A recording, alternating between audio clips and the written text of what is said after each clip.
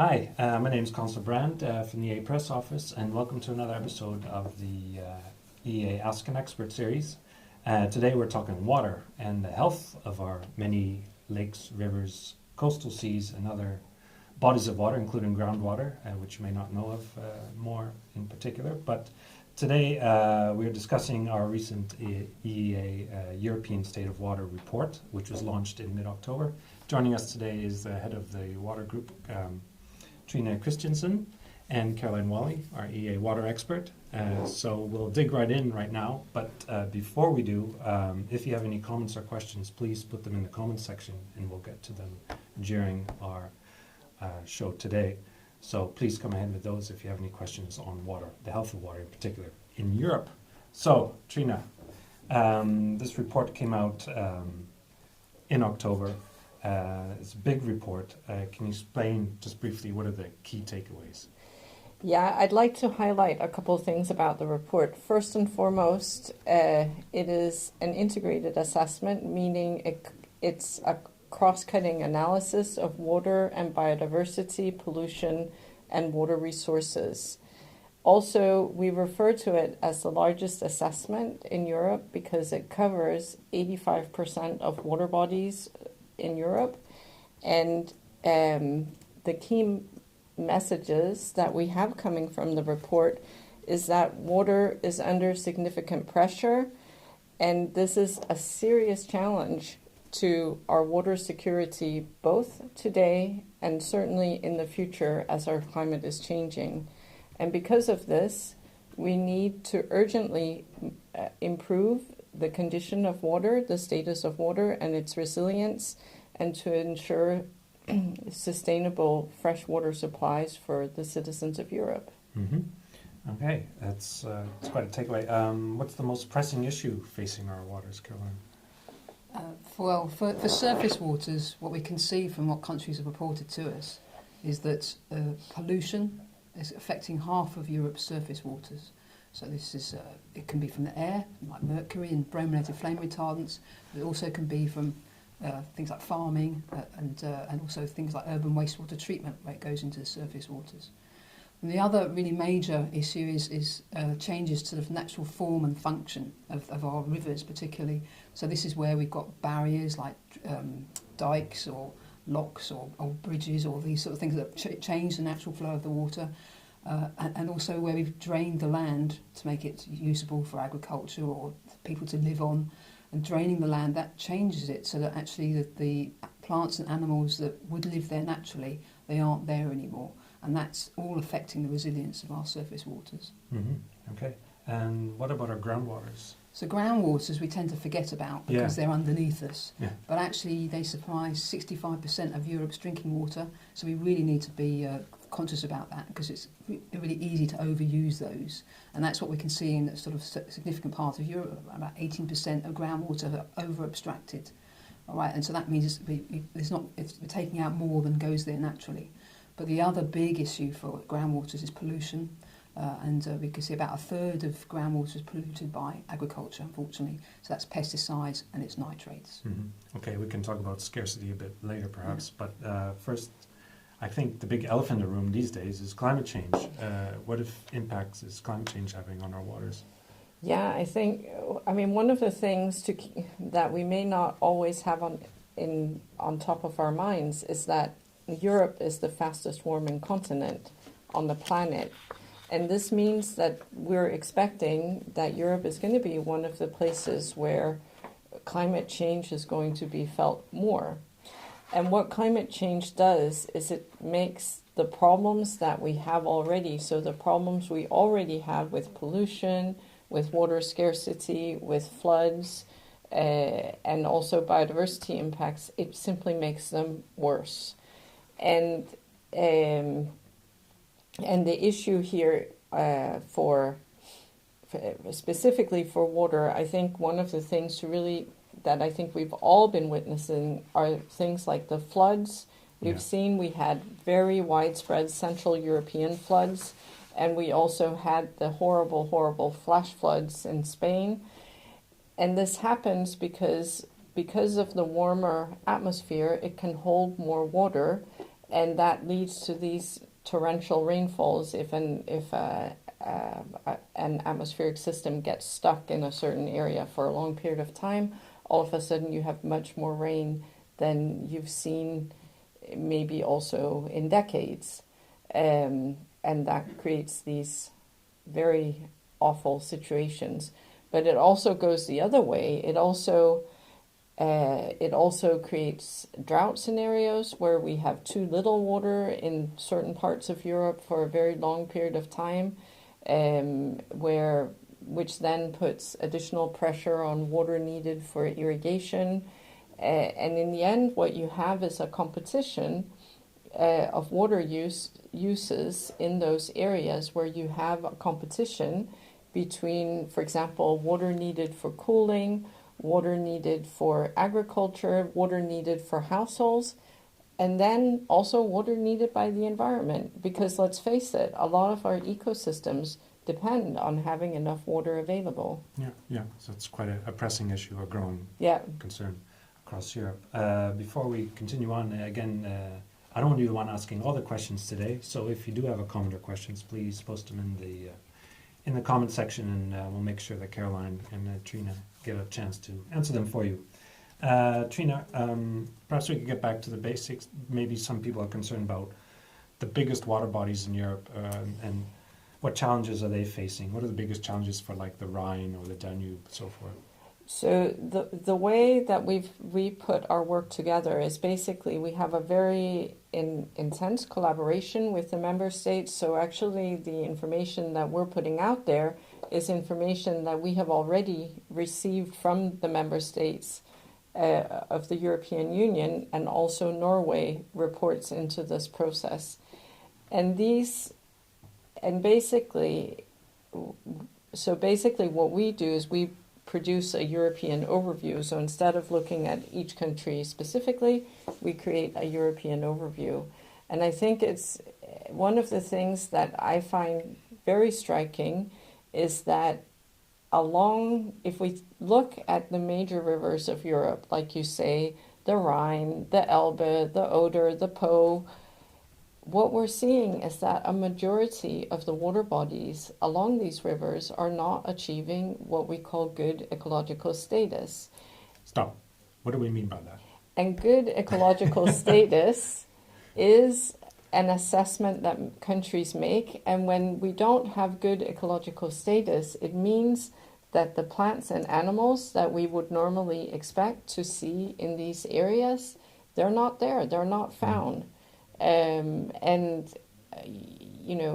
Maybe some of you might ask, what does it matter? But it means that basically these ecosystems are being degraded for a number of different reasons, but it means that we have significant ecosystem degradation going on. Mm-hmm. And do we see any other challenges in these rivers, or? Well, so then we get into what's causing this degradation, and this, it can be different topics depending on where you are, but one of the very widespread things that has happened, and this is, over centuries, so over a long period of time, is that our river systems have been changed.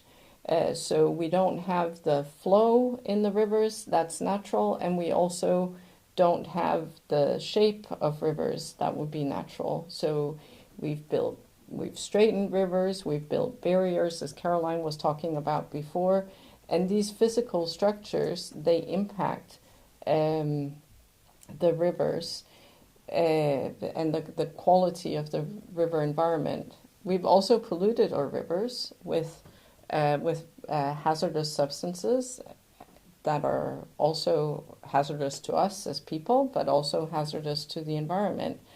We've polluted with nutrients, and we use water from rivers. So a lot of the cooling water that's used around Europe is abstracted from rivers.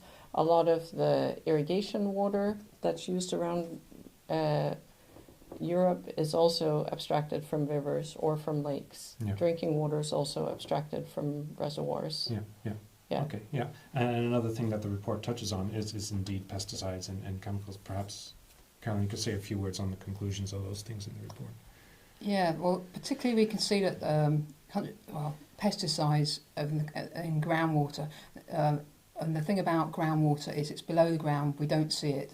And what happens is it takes a long time for pollutants often takes a long time for pollutants to reach that groundwater, and then it can take a really long time, decades, maybe longer, to come out to be cleaned out of that, because there's nothing much happens under the ground. There's not much microbial degradation. So the pesticides that we're seeing in groundwater, there's a lot more care taken these days to try and protect the environment. But these old pesticides that aren't used anymore, they're still there. So we've got these long-living, persistent substances like atrazine polluting long-term our groundwater. And then we've got nitrates, which are also, that comes more from sort of runoff from agricultural work, where we've got nutrients to put on the land, they're excess, and nitrates just can make their way into the groundwater and stay there for quite some time. Yeah, so quite a lot of challenges. So the question is, what solutions are possible to improve the health of our waters? So I think the way we've sort of tried to think about this is there's sort of three broad areas. You said that use less water, so that means actually use it more efficiently, and then and prevent pollution. Let's try and do the relatively easy stuff first, all right? Because some of the other things are bigger. But preventing pollution is always the best way. Once you've got a harmful substance in the environment, it's really difficult to get it out. If once it's in the water, it's there. And like mercury, for instance. Like mercury, which is polluting half of Europe's surface waters. Yeah. We can't do anything about it. We're going to have to wait for natural processes eventually for that to work through the system. It'll take decades. It's been there decades, and it'll take decades to clean up. So preventing pollution is really key. And then, so being sensible in our use of water, and then looking to be more efficient and maybe reusing water. So if we've got an industrial process where we can, rather than sort of just taking in water from the public supply and then sort of discharging it and getting some more in, being actually more focused on that and thinking about how to be more efficient and to maybe get a closed process, so you're using less water. That gives the company potentially more resilience, because they're not dependent on this supply that in future might be less reliable. But it's also, it can be economically, once you've made the changes, it can reduce your energy costs and these sorts of things. So there's things about reusing water, and also in agriculture, there's opportunities there to reuse water, maybe from what's been treated by wastewater treatment plants, to use that in irrigation in a careful manner. And what about, we talk also about nature-based solutions, restoring nature. So this is the big area, the big area around nature's restoration, and some of this is landscape scale. So we've talked about the problems on the flow of rivers and how their natural function. Actually getting those back to a landscape scale, we need to get wetlands restored. We need to get floodplains able to act a bit more like they did naturally. We need to connect rivers, because by that way we start bringing the natural system back into it, and that starts building resilience for us as people. Because if the system can store more water, it reduces these peaks and floods. When we get this very intense rain that Trina was talking about, it can reduce the peak flow, because it's not all trying to get into the sewer at the same time. It's slowing it down and getting into the river, and it's slowing it down, so hopefully the peak is lower. Yeah. So that's kind of very sort of resilient. But we can do things in our own gardens. In Germany, they have these sponge cities where actually people are encouraged to make areas to absorb water. They've got green roofs, they've got areas in their gardens and things to sort of absorb the water, so that rather than going into the sewer and then making that problem somewhere else, you can actually do something locally, and that will help water go into the groundwater and recharge, so bringing back the natural system. Yeah. Okay, good. If you have any questions or comments, again, now's your time to ask them for our experts. We actually have a first question from Tina already. How do you gather the information and data for this report? Who would like to? Go on, I'll go. Yeah. So we are, I don't know if countries and reporters know this, but we are so grateful for your efforts, because with the data we get to the EEA, we collect those delivered to us by countries and people in the countries. So for something like the Water Framework Directive, it's a very big activity in the country. It's a major effort. So countries report every 6 years. They've been monitoring. They've gone out and monitored their water bodies. They've done the analysis and the sampling. They put those results together. They worked out the status of the water bodies, and they might have. I think we've got about 100,000 water bodies reported to us at the moment. The status of all those. their chemical status, ecological status, and groundwater quantity and pressures and all sorts of things. They send that to us in an electronic report. And the EEA, we've got a sort of data quality control process that's collected together, and it's quite a lot of careful work to make sure these data are of good quality that have been delivered to us.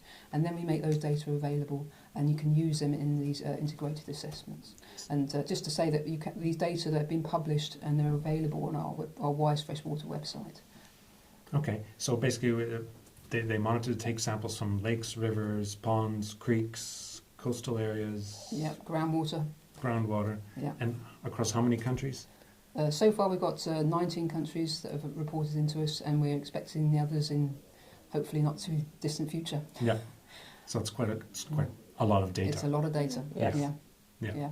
And perhaps it's also useful to tell our viewers where we can find this data, and they can search the graphics there via... Yeah, it's through the Wise Freshwater WFD site. I think we've got it. I think the link will be posted. We'll put the link under as well. And then, but the other thing is to say it's not just Water Framework Directive that we've used for this report. Our colleagues at the European Topic Centre for Biodiversity and Ecosystems did quite a lot of analysis. They've looked at research papers. There's also other evidence from things like the habitats and the birds directives. There's all sorts of other reporting, urban wastewater, bathing water, all sorts of other reporting that we use. But the WFD data, the Water Framework Directive, is the core of this report. Okay, good. So I think another interesting question is what has the EU done on this so far, Trina? Well, the European Union did the first big step many years ago in 2000 when they adopted the legislation, because what the legislation does, I realize this sounds a bit boring, but what the legislation does is it sets a level playing field across Europe for how we manage water. And if we didn't have this legislation in all the European member states, these topics would be handled very, very differently between the different countries. And then the other thing that the European Union then does when it has a legislation in place is it follows up on the legislation. This report is published as the outcome of the third cycle. So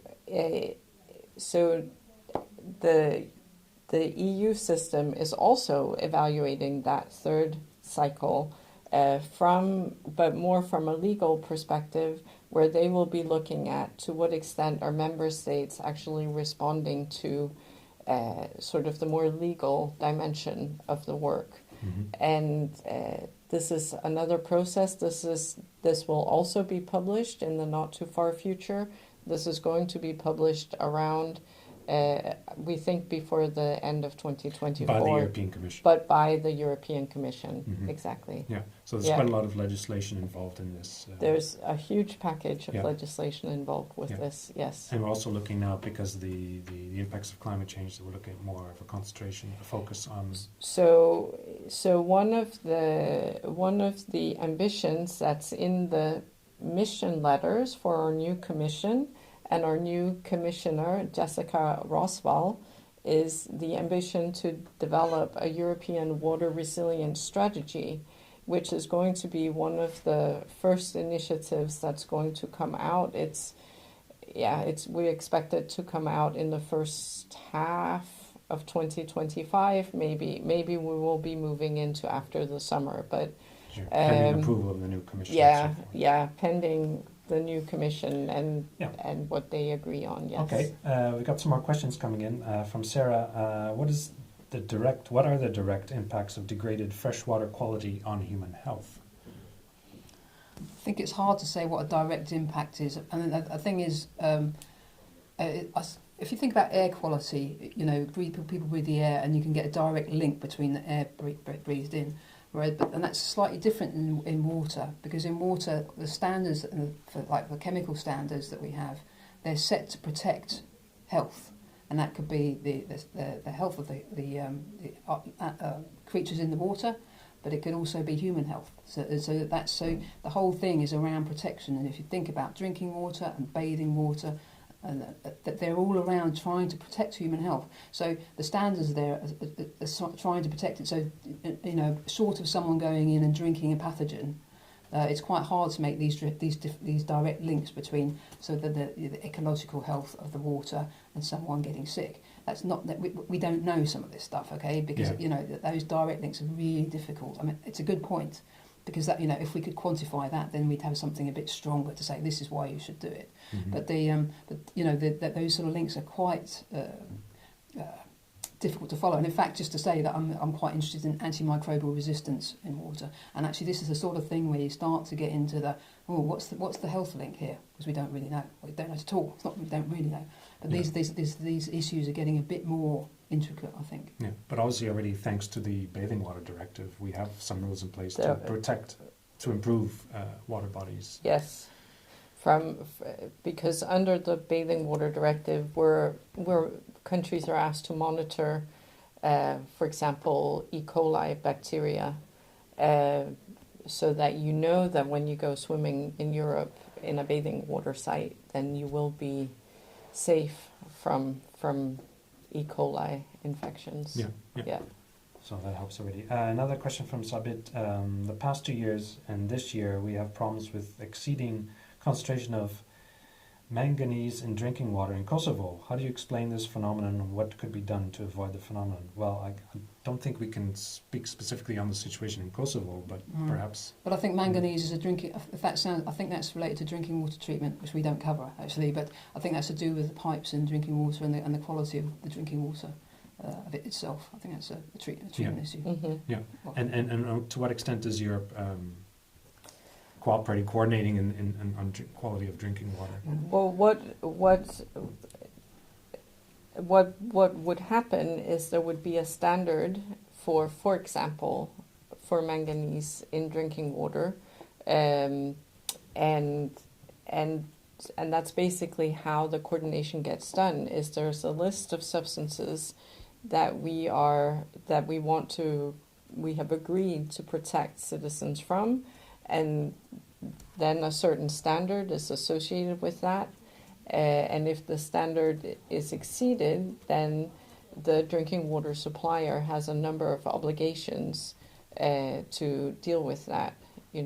Just to add to that, there's actually quite a heavy regulation of materials in contact with drinking water, which we don't get involved in. But there's quite that's not the EEA, but there's EU rules on that. Yeah. Okay. Yeah.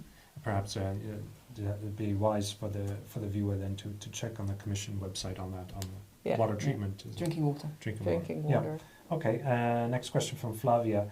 How is the human impact effect distinguished by the natural succession effect on water bodies? Can you say one? How is the human impact distinguished by the natural succession effect on water bodies? I think that not as clear as possible that question, but I think that perhaps the changes. What do you mean, Flavia? Is the changes on in the water bodies have an impact on humans? Well, for instance, like climate change. I mean, indirectly, certainly. So you might take a walk and you might look at your river. Often, areas with water are places where you also like to go for a walk, and then you might notice that someone has built something there, and then you might think, why is that there? And sometimes it's there, for example, to regulate the flow during high water. Sometimes it's there, very often it's there to keep the river channel in place so that the river doesn't move.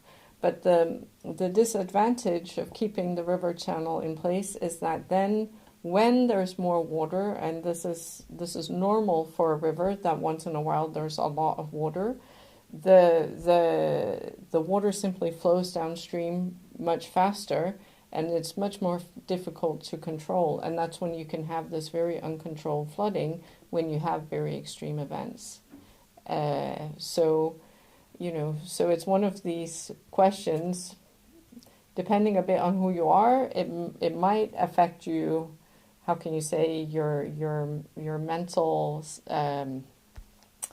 I don't want to say your mental condition, but your feelings, because you can enjoy more being in nature and in a more wild nature. It can also have impacts through the things that can happen when we have a highly managed system. Mm-hmm. Okay. I hope we understood your question there, Flavia, but if not, please do a follow-up there and we can chase that up. Another question about microplastics, which isn't directly addressed in this report, but from Nahid, microplastic impacts are considerable. How is the agency addressing it? So actually, the thing about microplastics is we've all heard about them, but actually defining what they are in a scientific manner so that can be consistently reported across Europe is a bit of a challenge.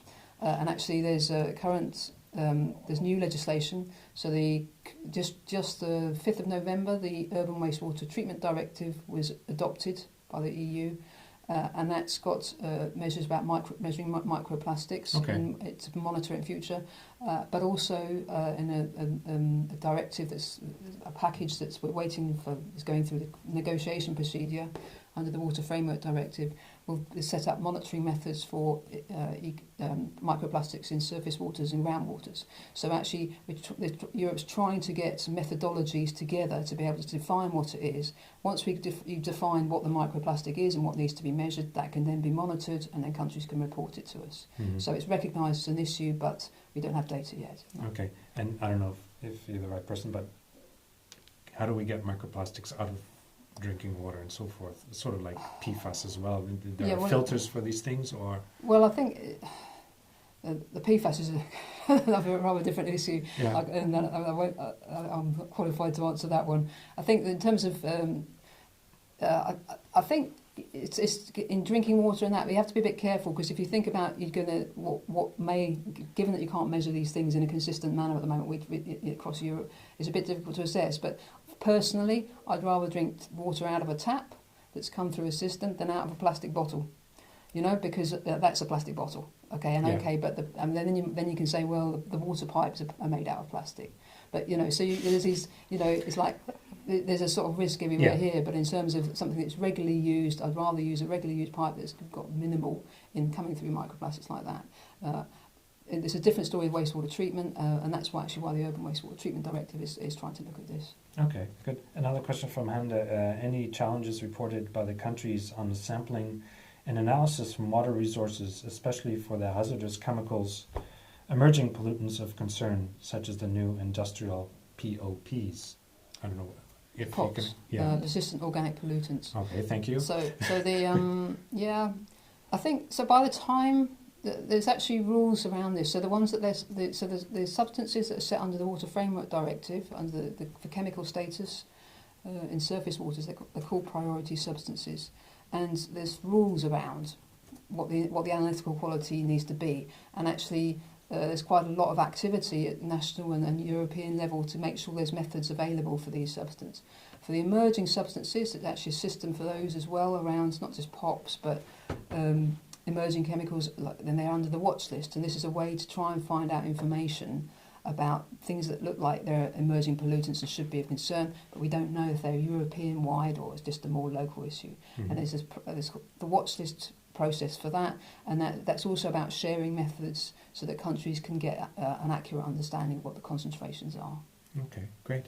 Time is almost up, but Trina, be helpful for viewers perhaps. What other work our agency is doing in this area?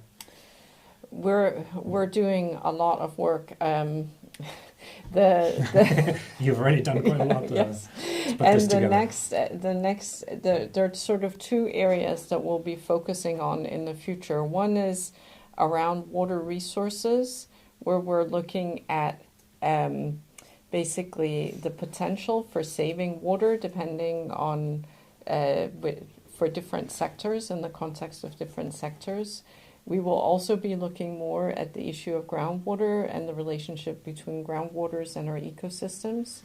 We'll be doing more work on chemicals with chemicals mixtures risk, and the antimicrobial resistance work that Caroline mentioned a minute ago is also something we plan on developing further in the coming months and years. Wow, that's quite a So, to-do list. yeah. Yeah, good. Good. Well, I'm afraid we're out of time, but again, the link to the report should be in the comment section. As also, if you want to explore the data more in depth, the WISE content link is there as well. And maybe, Constant, I should just add here at the end, and of course the reason for this is this all feeds into the water resilience strategy that we have coming in front of us. Yeah. So this is a very important target for us. Very is to pressing feed- issue for Europe. Yes. Definitely. Yes. Thank you.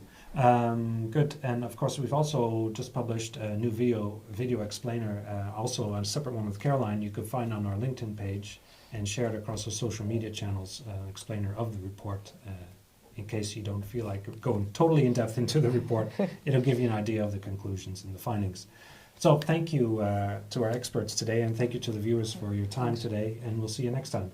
Thank you very much for your time. Thank you.